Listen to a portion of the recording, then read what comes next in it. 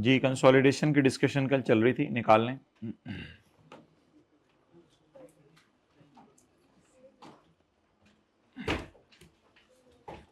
प्यार से रखें बुक को, थोड़े दिन तो जरा इसको जरा इज्जत दें। माना कि आपका और इसका 7 सवा महीने का रह गया सिर्फ, लेकिन इसको इज्जत तो दे दें थोड़ी।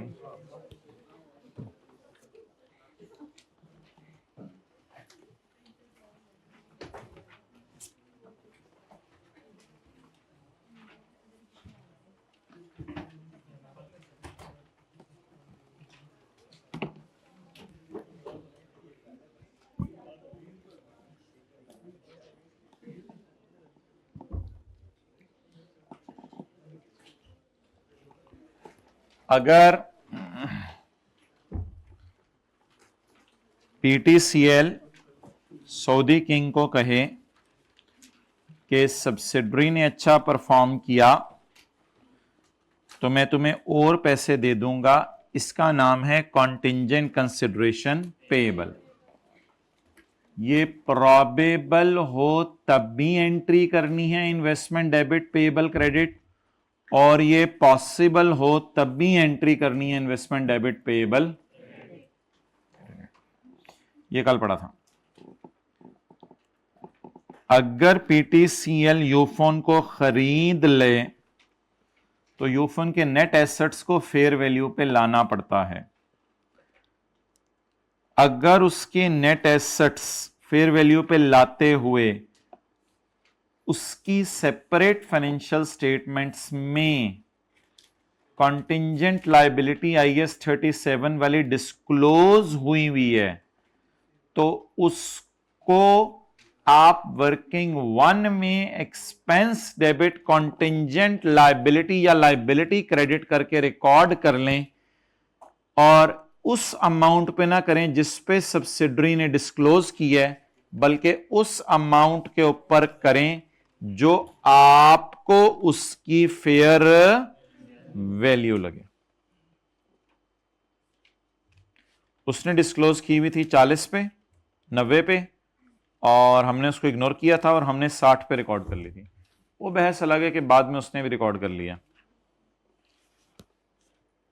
अगर सब्सिडरी ने अपनी सेपरेट फाइनेंशियल स्टेटमेंट्स बनाते हुए किसी पर कोर्ट केस कर दिया है और केस जीतने का चांस हाई है, वर्चुअली सर्टन नहीं है, तो फिर सब्सिडरी ने अपनी सेपरेट फाइनेंशियल स्टेटमेंट में कॉन्टिंजेंट एसेट डिस्क्लोज किया होगा। इसकी अगर फेयर वैल्यू सवाल में दे भी दे तो प्रूडेंस कॉन्सेप्ट को सामने रखते हुए आपने कॉन्टिंजेंट एसेट को रिकॉर्ड नहीं करना। और आखिरी कॉन्सेप्ट हमारा रह गया था, वो था कि पीटीसीएल सब्सिडरी के बारे में प्लान कर रहे रीस्ट्रक्चरिंग। क्या कर रहे हैं? प्लान कर रहे रीस्ट्रक्चरिंग। पहले इस कॉन्सेप्ट को पढ़ते हैं, फिर उसके बाद जो है वो उसका सवाल देखते हैं।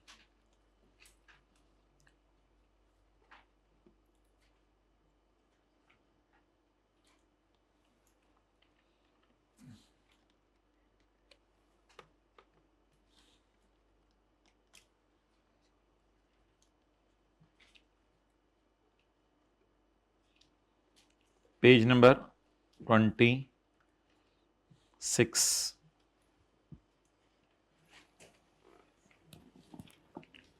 रीस्ट्रक्चरिंग प्लान करे, कुछ एम्प्लॉयज को निकालेगा और कुछ करेगा। बड़े टाइम पे आए हो, बिल्कुल इस तरह जैसे चलती बस में बैठने आए हो। कभी तो छोड़ दिया करें हमें, आपको क्या पता जिंदगी किस किस मोड़ से गुजरवा रही है। चीप चीप बातें। The cost that parent expects but is not obliged. Restructuring announce नहीं की, restructuring the cost that parent expects but is not obliged. Parent expect कर रहा है ये कॉस्ट, लेकिन अभी ऑब्लाइज्ड नहीं है इन कॉस्ट के करने का। तो to incur in future to affect its plan to exit an activity of acquiree, announce नहीं हुई, प्लान है अभी, और टू टर्मिनेट द एम्प्लॉयमेंट और रीलोकेट एक्वायरीज सब्सिडरी के employees are not a liability at, my dear, because it is just a plan and yet not communicated. यहां तो basic theme ही लगेगी। तो अगर पेरेंट का इरादा हो कि सब्सिडरी को खरीदने के बाद मैंने इसके एम्प्लॉयज को भी निकालना है, 4-5 जो मसला कर रहे हैं उनको भी निकालना है, और मैंने इसका एक यूनिट बंद भी करना है, प्लान है, तो it is not obliged obviously. So therefore conclusion क्या है, these are not the liabilities at acquisition date to be recorded in working one. To be recorded in working one का क्या मतलब है, वर्किंग वन में record करें या not a liability, not a liability to be recorded in working one. फिर क्या करें, the implication of above for restructuring is that an acquirer should not record a liability for the cost of restructuring a subsidiary or for any other cost expected to be incurred as a result of for restructuring, बस कर दें,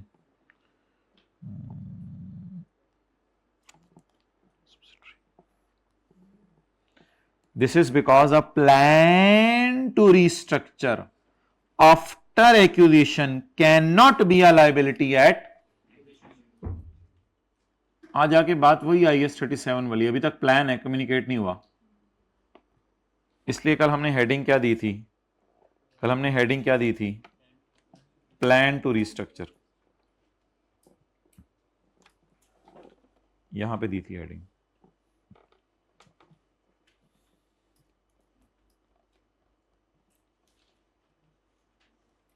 plan to restructure को working one में नहीं लेके जाना। अच्छा जी, अब पढ़ें आगे, किधर है गया, page number 26। For there to be a liability, there must have been a past obligating event. That is, past obligating event क्या होता है, प्लान जरूरी नहीं है, अनाउंस करना भी जरूरी है।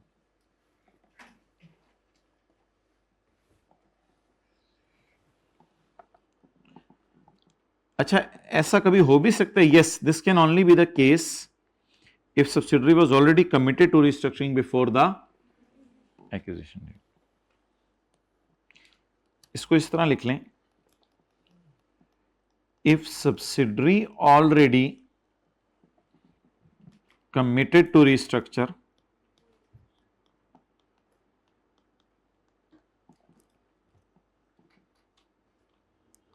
कमिट कब कर लिया to restructure, before acquisition, then we can record in working one if subsidiary not recorded। हो सकता है उसने रिकॉर्ड कर ही लिया हो, अगर सब्सिडरी नहीं रिकॉर्ड कर लिया तो फिर क्या टेंशन है, if subsidiary has not recorded, अगर सब्सिडरी ने रिकॉर्ड नहीं किया।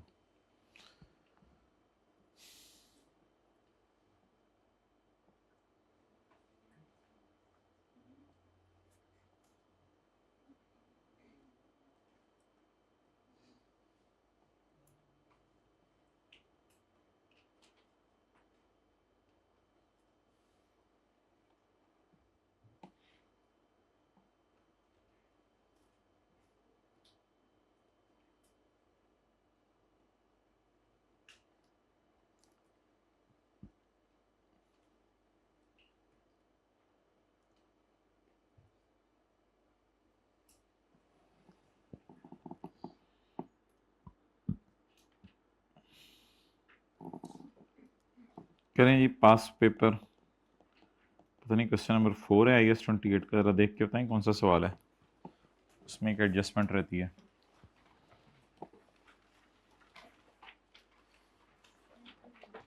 बस निकलने लगी है, मैंने फिजिकल ग्रुप में मैसेज किया, एक बंदे ने अपना सर पकड़ लिया, एक बंदा तलवार निकाल के आ रहा है, एक बस पे आ रहा है,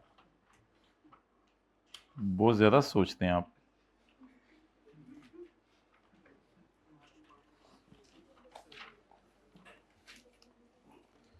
ओके, क्वेश्चन नंबर 4 है, एडजस्टमेंट नंबर 3।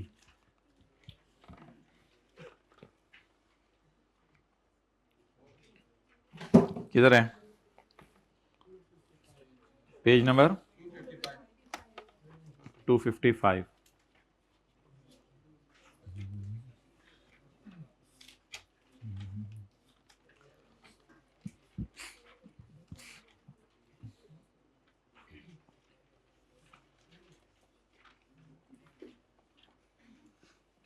ए लीज का सवाल आया, आधा कर नहीं लेंगे आधा? अच्छा, IAS 38 का सवाल आया, कोई रिसर्च डेवलपमेंट, कोई एंट्रियां, वेबसाइट कॉस्ट, आधा कर नहीं लेंगे?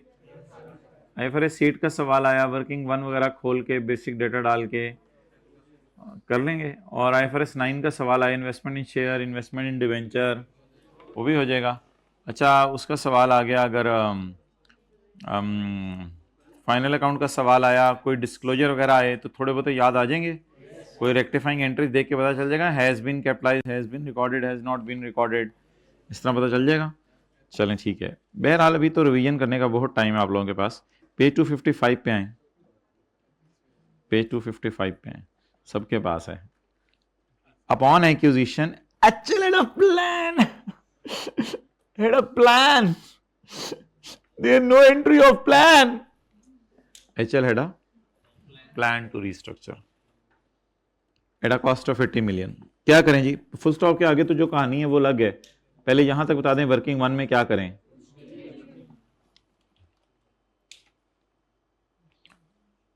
Plan to exit an activity of acquire or terminate is not a liability at to be recorded in working 1। to be recorded in working 1 का मतलब है नहीं रिकॉर्ड करनी है, नहीं इस काबिल नहीं है कि अब उसे वर्किंग 1 में रिकॉर्ड किया जाए। तो list down the additional information that have no effect। so plan to restructure of ₹80 has no effect, बस इस तरह लिखेंगे, लॉजिक तो नहीं मांग, लिस्ट डाउन, लिस्ट डाउन का मतलब है लिस्ट करके दे दें। वैसे 31 दिसंबर 20 तक तो सब्सिडरी ने 70 मिलियन का खर्चा कर लिया है, जैसे कि प्लान में शामिल था। जी बताएं अब इसकी एंट्री क्या करें? बस सही रिकॉर्ड कर लिया है, बस इसमें क्या मसला है। और प्लान वैसे उसका कितना था? 80 का, लेकिन खर्चा कितना आया? 70 का। बाकी फिर प्लान ही होगा, फिर देखेंगे जब कभी होगा। तो सब्सिडरी ने अल्लाह का शुक्र है रिस्ट्रक्चरिंग इसके कहने पे करनी शुरू कर दी है, और 70 तक का खर्चा तो हो गया है। और अगर लिखा होता है it is not recorded by subsidiary, तो फिर हम रिकॉर्ड कर देते, फिर हम वर्किंग 1 में फिर भी ना करते, क्योंकि वर्किंग 1 वाले दिन तो प्लान था, तो फिर ये SRE में जाती, ना कि ये वर्किंग 1 में जाती। एक्विजिशन डेट वाली चीजें वर्किंग 1 में जाती हैं, वर्किंग 1 में भी तो RE पड़ी होती है, ये देखें ना, वर्किंग 1 में भी तो RE पड़ी होती है। ये देखें, एक मिनट, वर्किंग 1, अब वर्किंग 1 और 2 में फर्क क्या है? वर्किंग 1 में RE पड़ी होती है on acquisition date, acquisition date, क्योंकि 20 किलो गोश्त था एक्विजिशन डेट पे। और वर्किंग 2 में क्लोजिंग गोश्त है 50 और प्री है 20, तो 50 माइनस 20 इधर पड़ा हुआ है 30, तो एक्विजिशन डेट के बाद वाली एडजस्टमेंट इधर होंगी, और जो एक्विजिशन डेट वाली एडजस्टमेंट्स हैं वो इधर होंगी, और वो अक्सर इस लाइन में आती हैं कि on acquisition date the carrying value of net assets was equal to the fair value except this. और अक्सर ये आ जाता है कि consideration paid is as follows, तो वो पेज 27 वाली एडजस्टमेंट्स होती हैं। ओके, इधर ही वापस आ जाएं जहां उंगली रखी हुई थी आपने, ऐसी थी उंगली कज लई सी, पेज 23, पेज 23 आए, page 23।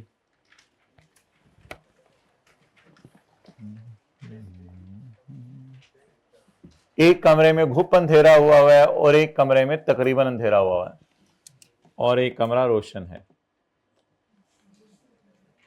Business combination, transaction, other event in which N acquirer obtain control of one और मोर बिजनेसेस। बिजनेसेस से मुराद वही सब्सिडरीज को खरीदता है। पेरेंट एंड सब्सिडरीज को क्या कहा जाता है? ग्रुप। एक बात आपको इस बुनियाद पे मैंने की थी कि पेरेंट और सब्सिडरी को ग्रुप कहा जाता है, इस बात पे एक बात आपसे की थी मैंने।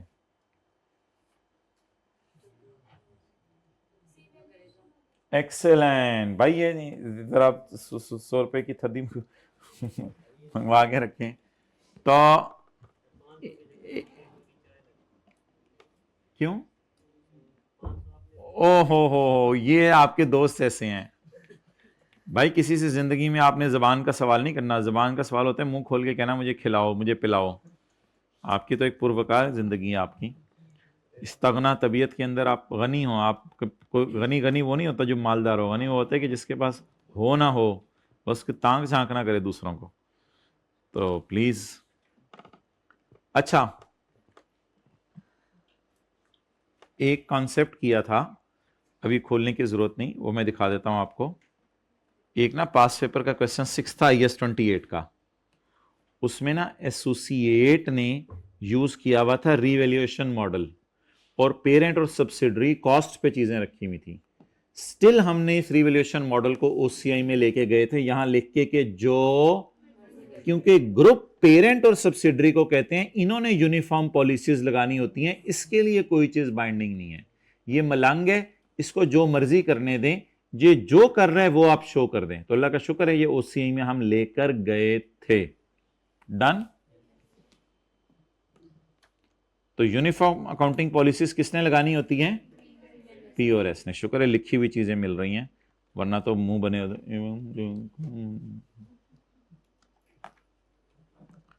हजारों ख्वाहिशें ऐसी कि हर ख्वाहिश में दम निकले।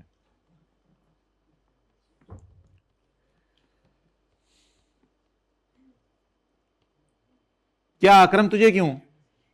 नो, अकरम को नहीं देने। इधर इधर लाके दो, इधर तीसरी रो में। अच्छा, इसको भी 100 दे दो, इसका कल एक्स्ट्रा लगा चाय पिलाने पे। पेरेंट, पेरेंट कौन होता है? जो कंट्रोल कराओ वन और मोर एंटिटी। सब्सिडरी कौन होती है? जिस पर कंट्रोल चल रहा हो। पुराने जमाने में ये शोहर बीवी होते थे, आजकल के जमाने में बीवी शोहर बन गए। अच्छा, कंट्रोल 3 चीजों से होता है, आपको एक दिन बताया था। पावर ओवर द इन्वेस्टी, और उससे आपको फिक्स रिटर्न मिलना है या डिविडेंड मिलना है? डिविडेंड। डिविडेंड वेरिएबल रिटर्न होता है या फिक्स होता है? और ability to use its power to effect the amount of return. और जो डिविडेंड मिलने, आपके पास इतनी ताकत है कि आपने 50-60% शेयर खरीद लिए, अब आप डिविडेंड आप ही डिसाइड करेंगे कितना है। ये याद है किसी को पावर की डेफिनेशन बताई थी? कंट्रोल की डेफिनेशन ये बताई थी। अच्छा जी, एक्विजिशन डेट कौन सी होती है? जिस दिन आप उस पर कब्जा कर लें। एक्वायरी, एक्वायरी कौन होता है? द बिजनेस और business is that the acquirer obtains control of, जिसका कब्जा किया जाता है। और एक्वायरर कौन होता है? पेरेंट। कंसोलिडेटेड फाइनेंशियल स्टेटमेंट्स कौन सी होती हैं? जिसमें एज्यूम किया जाता है ये दोनों क्या हैं? Single economic entity. Net assets क्या होते हैं? एसेट्स माइनस, या इक्विटी भी कहा जाता है इसको। प्री एक्विजिशन रिजर्व्स क्या होते हैं? These are the reserves of acquiree at the time of working one के अंदर जो शेयर कैपिटल, शेयर प्रीमियम और रिटेन्ड अर्निंग होती हैं और सरप्लस डाल के, इसे क्या कहते हैं? Pre acquisition. और पोस्ट एक्विजिशन कैसे निकलते हैं? Closing minus pre. और प्री वाले कहां पड़े होते हैं? वर्किंग वन में। और पोस्ट वाले वर्किंग, ठीक है, P&L के एंगल से आप बात करेंगे, मैं बैलेंस शीट के एंगल से बात कर रहा हूं। तो बैलेंस शीट के एंगल से क्लोजिंग माइनस प्री। NCI कौन होती है? These are known as minority interest, is an ownership whereby shareholders owns less than and has no control of the decision. Separate financial statements are those presented by an entity in which the parent entity presents its investments in subsidiary at cost or in accordance with or using the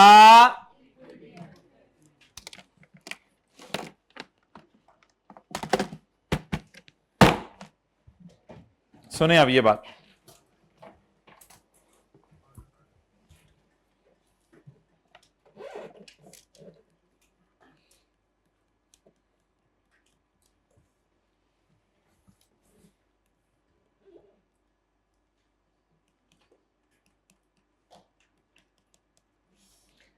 parent separate financial statement में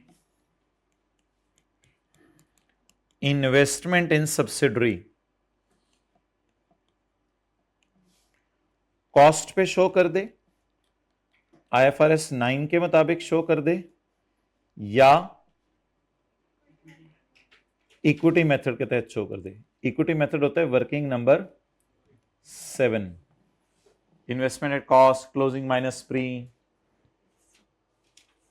parent अपनी separate financial statements में आज तक हमने जितने सवाल class में किए हैं कॉस्ट पे ही आ रही होती थी इन्वेस्टमेंट्स।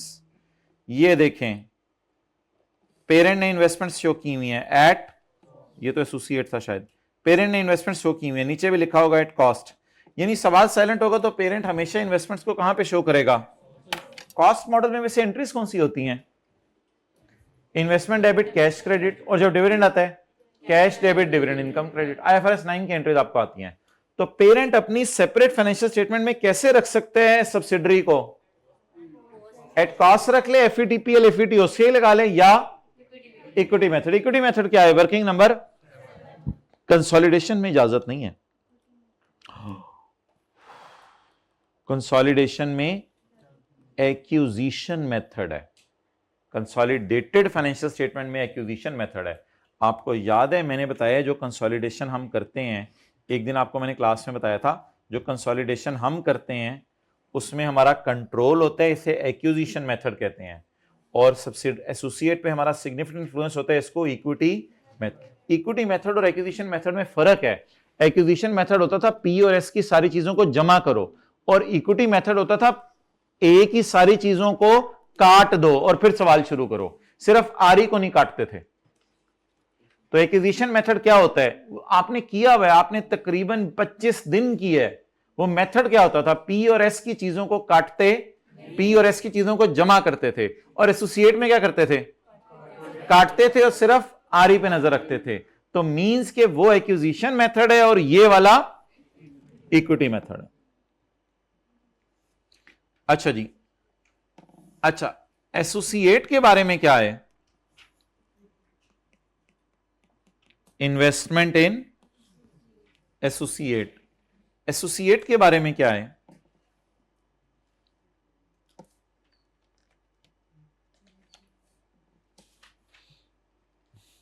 अभी पेज 214 ना खोलें, ये मैंने लिखवाया हुआ है आपको। Associate, when an entity prepares separate financial statement accounts for investment in subsidiaries and associates. हाँ, सब यही मुझे तो इसी सफे पे आगे सब कुछ लिखवा देना चाहिए था। Either at cost, either in accordance with IFRS 9, और either using the equity method. तो बता दें जी, investments in a separate financial statement में कैसे आ सकती हैं? कॉस्ट पे या IFRS। अच्छा, कॉस्ट पे जब आप रखते हैं ना तो आपकी नजर सिर्फ डिविडेंड पे होती है, प्रॉफिट्स पे नजर नहीं होती। और IFRS 9 में जब लेके जाते हैं तब भी आपकी नजर डिविडेंड और फेयर वैल्यू पे होती है। डिविडेंड और तब भी आपकी नजर प्रॉफिट पे नहीं होती। लेकिन वर्किंग 7 में जब लेके जाते हैं तो आपकी तब नजर प्रॉफिट्स पे होती है, फिर आपकी नजर जो है वो फेयर वैल्यूज पे नहीं होती। ये आप लोगों को सवाल कराया हुआ है, मैं सफा खोल के दिखाता हूं अभी। अच्छा बताएं, P कंसोलिडेटेड फाइनेंशियल स्टेटमेंट्स में कैसे शो करे एसोसिएट को? एक्सेलेंट। कौन सा मेथड?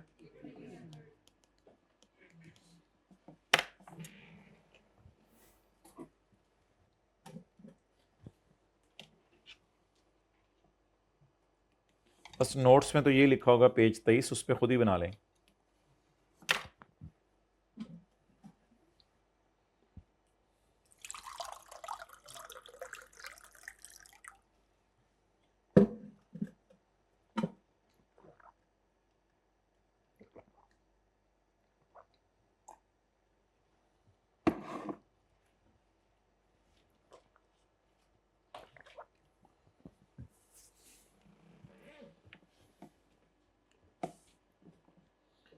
ये हमने किया हुआ है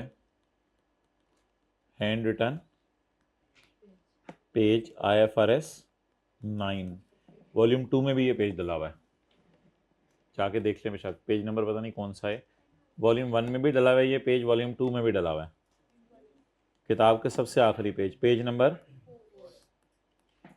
4।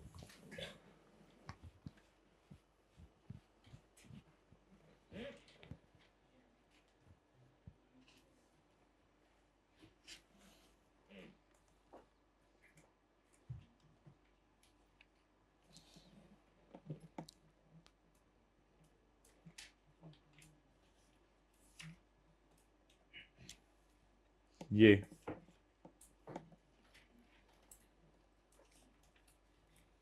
कंसोलिडेटेड फाइनेंशियल स्टेटमेंट में शो करें एसोसिएट को किस पे, इक्विटी मेथड, और सेपरेट में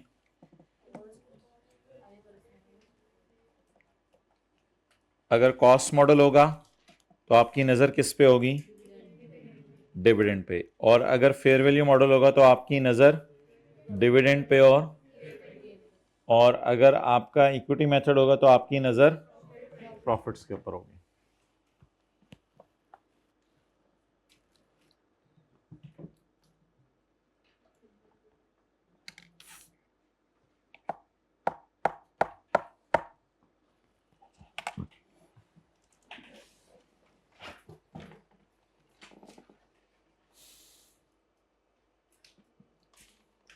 एक बात आपसे पूछता हूं अब,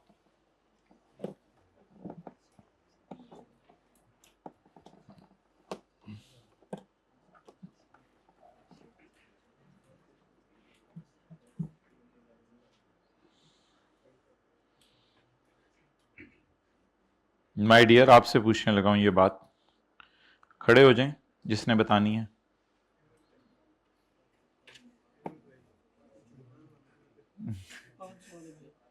खड़े हो जाए भाई जिसने बतानी है। वो कह रहे रेट बताएं पहले, हाँ तो है यार।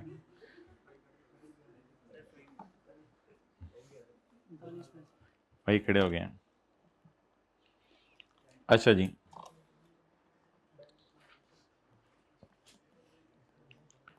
Investment not in S, not in A, यानी 1 to 19, लेकिन ये 1 to 19% कोई जरूरी नहीं है। बस दो लफ्ज हैं, बैठ जाओ, दो लफ्ज हैं, सब्सिडरी और एसोसिएट। आपको पता है कि अगर हम 15-16% भी किसी के शेयर खरीदें और उसका एक डायरेक्टर अपना रखवा दें तो भी वो क्या बन जाती है, एसोसिएट। और कई दफा 48% शेयर खरीद कर भी हमारी सब्सिडरी बन जाती है। अगर बाकी शेयर होल्डर के पास 1-1% शेयर हो तो फिर तो उनकी चलनी नहीं, फिर तो चलनी हमारी है, तो भी वो हमारी क्या बन जाती है, सब्सिडरी बन जाती है। तो ये परसेंटेजेस रूल नहीं है, रूल्स वो हैं जो आपको उन चैप्टर के अंदर पढ़ाए हुए हैं, ठीक है। ये तो मिसाल के तौर पे मैंने 1 to 19 लिख दिया, मैं 1 to 19 नहीं लिखना चाह रहा था। मेरे कहने का मकसद यह है, if there is control then it is my subsidiary, if there is significant influence it is my, if there is no control and no significant influence तो फिर कंसोलिडेशन तो करनी कोई नहीं। फिर फाइनेंशियल स्टेटमेंट्स में कैसे शो करे, पी समझ लें, जो मर्जी समझ लें। फिर फाइनेंशियल स्टेटमेंट में कैसे शो, IFRS 9। फिर तो बस और कोई, फिर कॉस्ट मॉडल नहीं है। इन्वेस्टमेंट्स को कॉस्ट पे रखने का तस्वुर दुनिया से खत्म हो चुका है। इन्वेस्टमेंट्स को कॉस्ट पे नहीं रखते, इन्वेस्टमेंट को आप किसके मुताबिक रखें। और IFRS 9 इसमें सवालों से भरा पड़ा है। हमने किसी कंपनी के 3 लाख शेयर खरीद लिए, किसी कंपनी के 2% शेयर खरीद लिए, 3% शेयर खरीद लिए। अब ये सारा कराने के बाद मैं आपको एक सवाल रिवाइज नहीं करवाने लगा, सिर्फ उस सवाल का क्वेश्चन पढ़वाने लगा हूं ताकि आपको गलती पता चल जाए वहां क्या हुई है।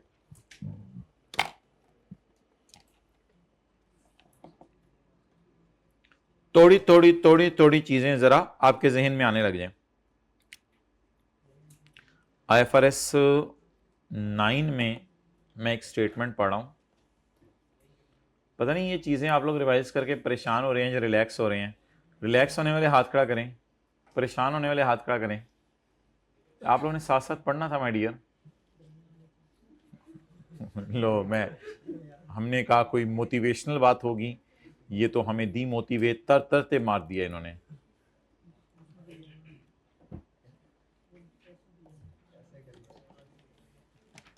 ओहो, मैंने किससे पूछा था, किसने IFRS 9 जवाब दिया था? सबने दिया था, ठीक है। बाहर आ रहा था। नहीं ऐसी बातें नहीं करते मेरे आदाब के खिलाफ है।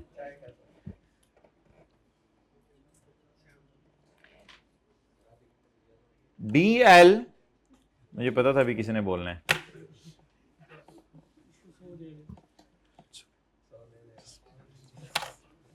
DL हैज क्लासिफाइड इन्वेस्टमेंट इन, अच्छा अब कहीं कंसोलिडेशन की बात हो रही है इसमें कि कंसोलिडेटेड फाइनेंशियल स्टेटमेंट्स बन रही हैं?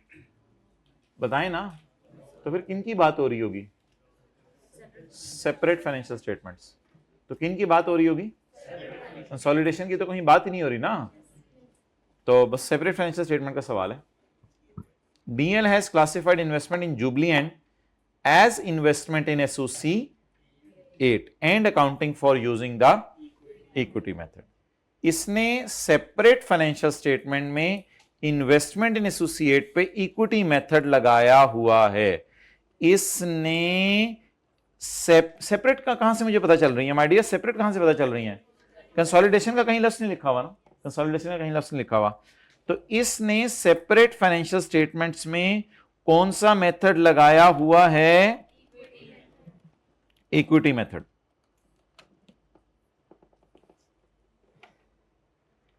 Investment in Jubilant is classified as investment in associate, is classified as investment in using the, हाँ माय डियर, तुमने मुझे तो इस लाइन में अभी तक कोई मसला नहीं लगा।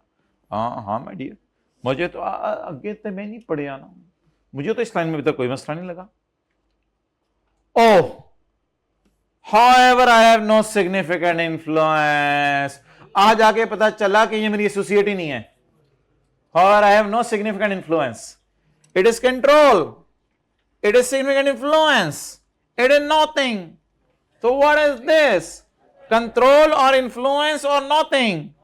Then you have to go to IFRS 9. So एतु आसमान से गिरा काजू में आतका, तो इसको आसमान से बुला के खजूर में इसको इधर लेके आए, क्योंकि सेपरेट फाइनेंशियल स्टेटमेंट्स में अब हमारी जो बात जा रही है ना वो इस तरफ जा रही है कि असल में ये इन्वेस्टमेंट इन सब्सिडरी से मुराद होता है कंट्रोल, और इससे मुराद होता है सिग्निफिकेंट इन्फ्लुएंस। ये आजकल चक्कर नहीं है 20 to 50 और 50 to 100, ये नहीं है, अल्फाज हैं। कंट्रोल का मतलब होता है सब्सिडरी और सिग्निफिकेंट इन्फ्लुएंस का मतलब होता है एसोसिएट। कंट्रोल का मतलब आपको बताया था, पहली बीवी सिग्निफिकेंट इन्फ्लुएंस का बताया, दूसरी बीवी हो ज्यादा मान नहीं मान। इन्वेस्टमेंट नॉट, अच्छा, no significant influence and no control, no significant influence and no control. आप बताएं किधर से निकाल के किधर लाना था इसको? नहीं, वो तो कह रहे इन्वेस्टमेंट इन एसोसिएट है, इन्वेस्टमेंट उसने लिखा हुआ है मेरी इन्वेस्टमेंट एसोसिएट में है। We have classified our investment as an investment in associate and accounted for using equity method. हम इसे इन्वेस्टमेंट इन एसोसिएट का नाम दे रहे हैं और इस पर इक्विटी मेथड लगा रहे हैं, डिस्पाइट हैविंग नो इन्फ्लुएंस। तो डिस्पाइट हैविंग नो इन्फ्लुएंस का मतलब है कि फिर तो ये एसोसिएट ही नहीं है, फिर तुमने ये लफ्ज ही गलत लिखा है, ये इन्वेस्टमेंट एसोसिएट है ही नहीं, तो इन्फ्लुएंस नहीं है, तो फिर थल्ले आओ, तो थल्ले की पे है IFRS 9। तो इक्विटी मेथड से IFRS 9 पर जाना था, मींस ता तरना था। मैं बताता हूं, आपने ये करना था कि आपने साथ वाले को तंग करते, आपने ये करना था, उससे जरा थोड़ा सा हिलाएं जलाएं आज। तो आपने ये वाली मारनी थी ओरिजिनल एंट्रीज, और ये वाली ये वाली मारनी थी ओरिजिनल एंट्रीज, और ये वाली मारनी थी रॉन्ग एंट्रीज, और इससे निकाल लेनी थी रेक्टिफाइंग एंट्रीज। अब वो फिर कुछ लोग एक एक एंट्री को कंपेयर करते हैं और कुछ लोग ओवरऑल कंपेयर करते हैं, ओवरऑल भी चल जाएगा तो ठीक है। अच्छा जी, वापस आए।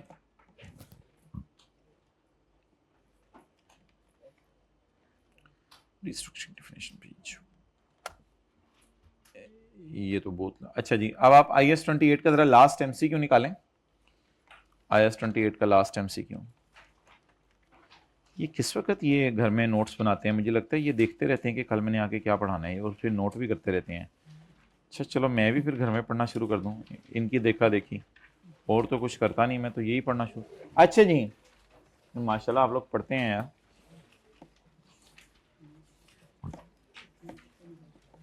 IS 28 का आखिरी MCQ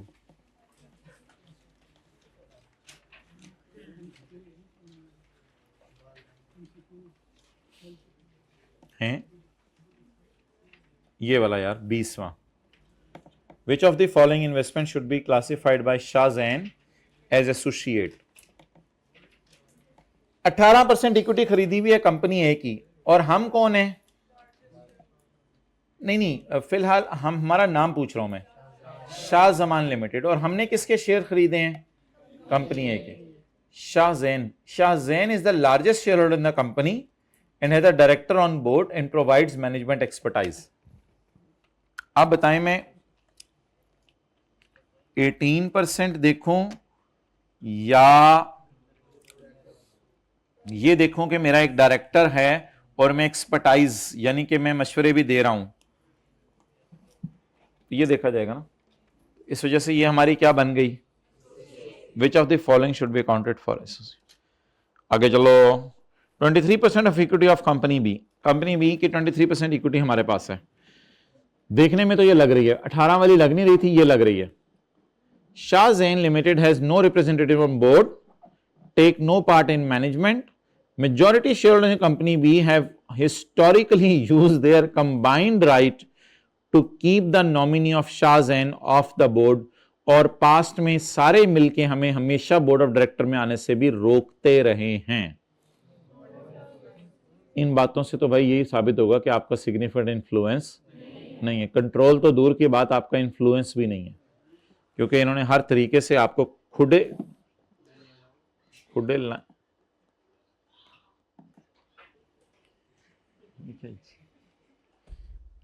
अच्छा चलें, कोई अच्छा गुमान कर लें।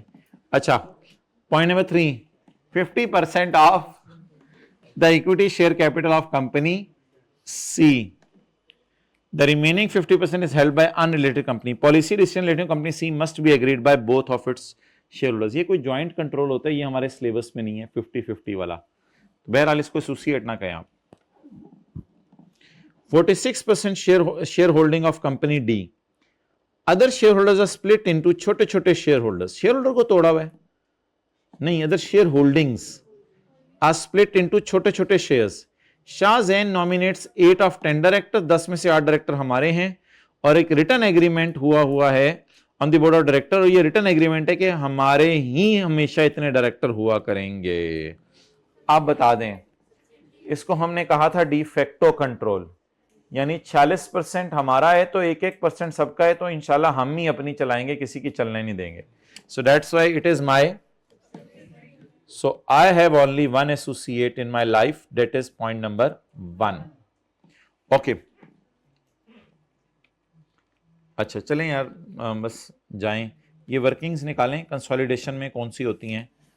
इसका पेज जरा मुझे बताएं, वर्किंग्स इन कंसोलिडेशन, पेज नंबर 218।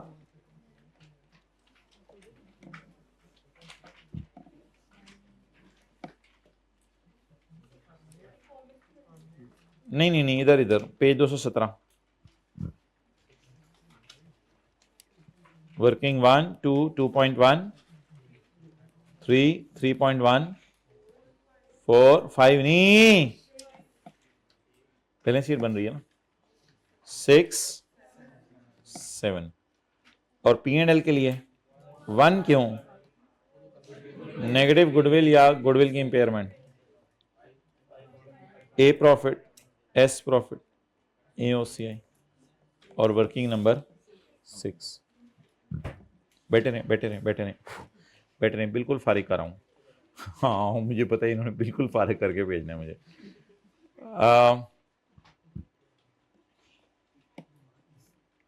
एक ज़माना था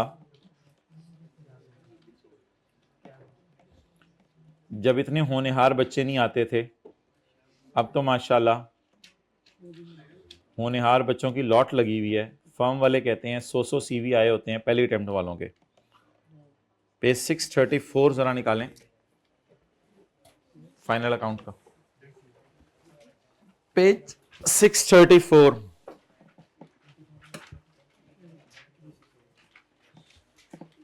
छोड़ें यार, जाएं।